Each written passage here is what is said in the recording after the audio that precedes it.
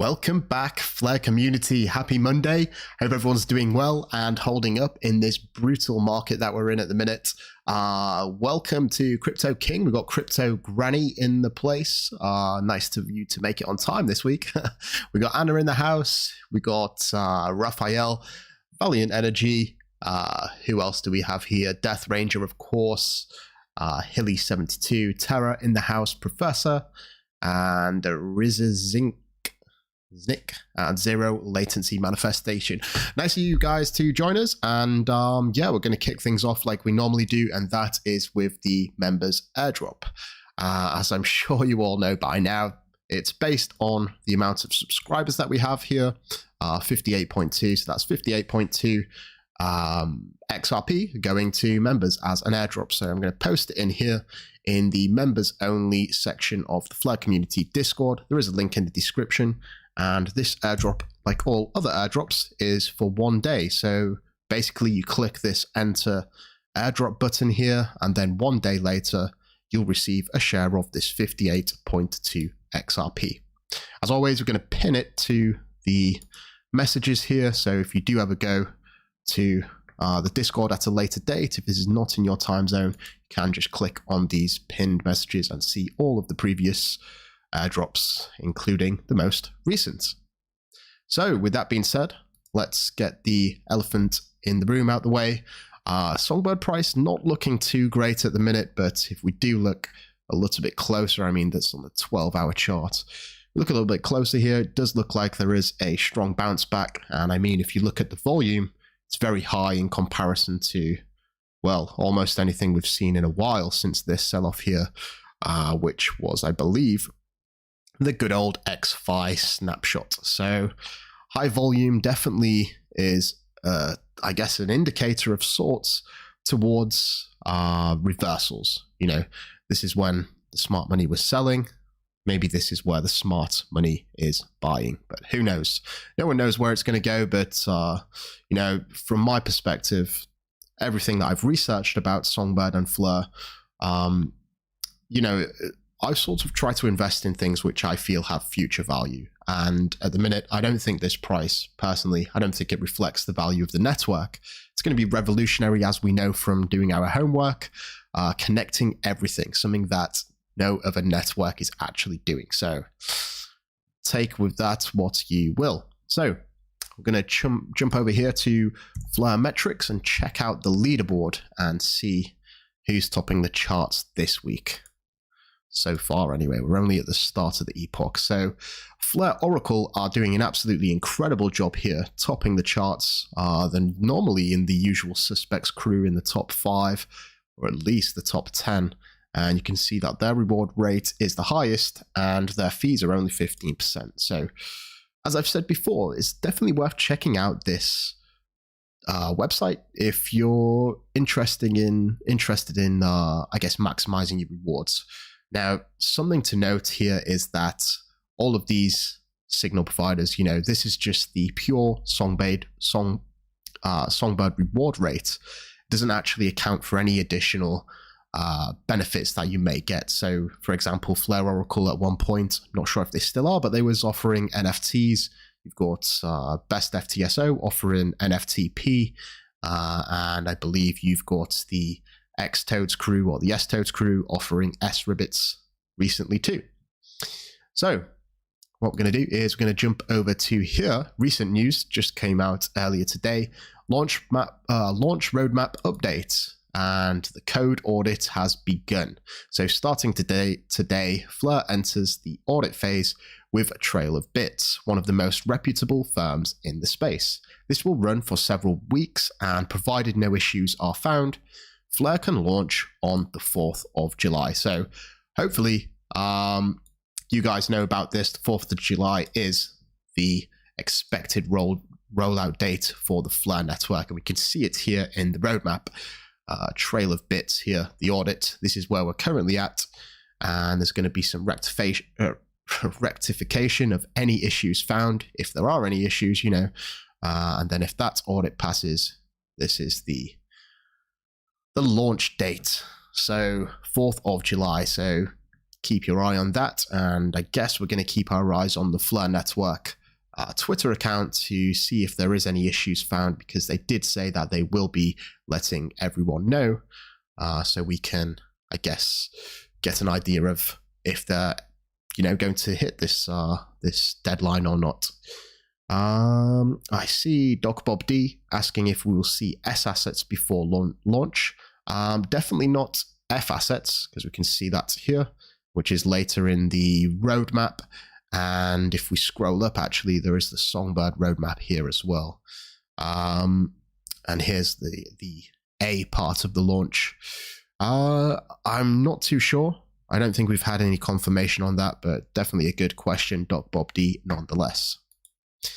Moving on, there is this thread actually, and it's so good that I'm going to post this in the chat in a second. So basically, this is a thread by the Flare Network's official Twitter account, and there was this huge community call, and it lasted a couple of hours, really informative, and I'd highly recommend anyone watching who hasn't seen it to watch the full thing if you want to get excited about Flare and a bit of the value that they plan to bring to the crypto space as a whole. But if you are a little bit squeezed for time, I'd highly recommend checking this thread where, they go over some of the key topics discussed in very short little segments. I mean, this one is 44 seconds. You've got the state connector, Flare time series Oracle, also known as FTSO, F assets, layer cake, the Web 2 to Web 3 evolution, connecting everything, the roadmap, mainnet launch, etc.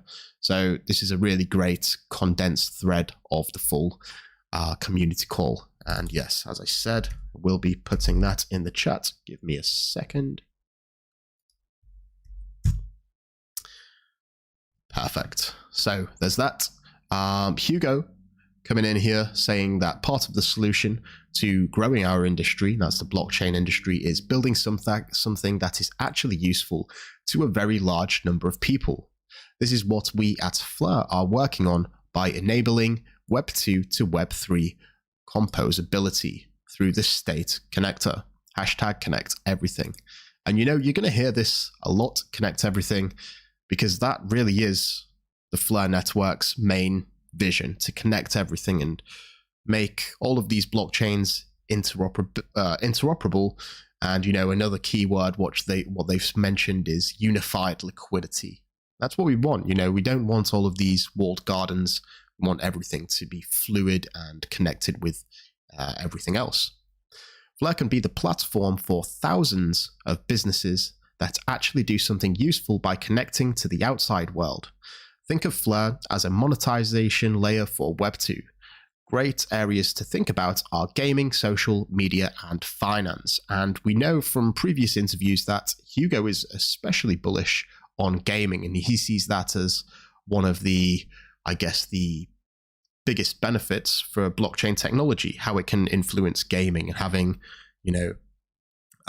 weapon items or skins represented as NFTs. And the fact that the Songbird network is so cheap, it can definitely facilitate these kinds of transactions. You'd never get away with that on Ethereum.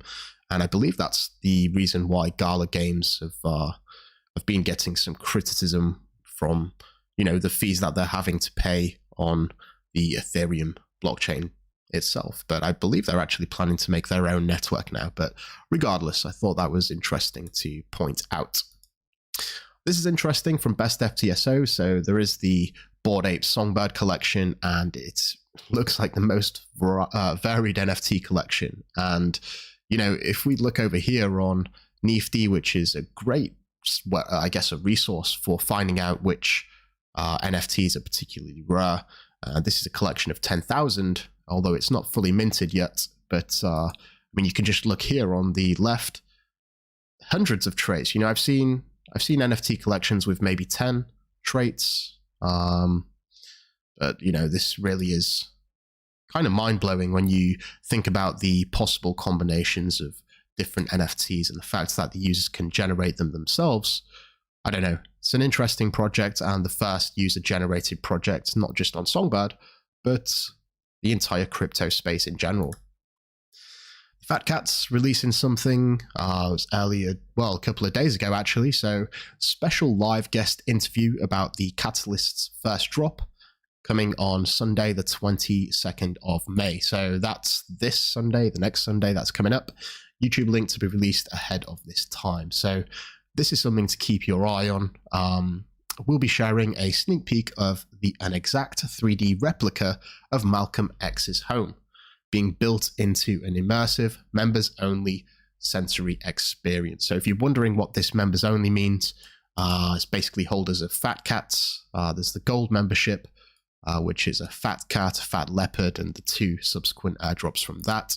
But yeah, we actually had a really great talk over on my second podcast series here.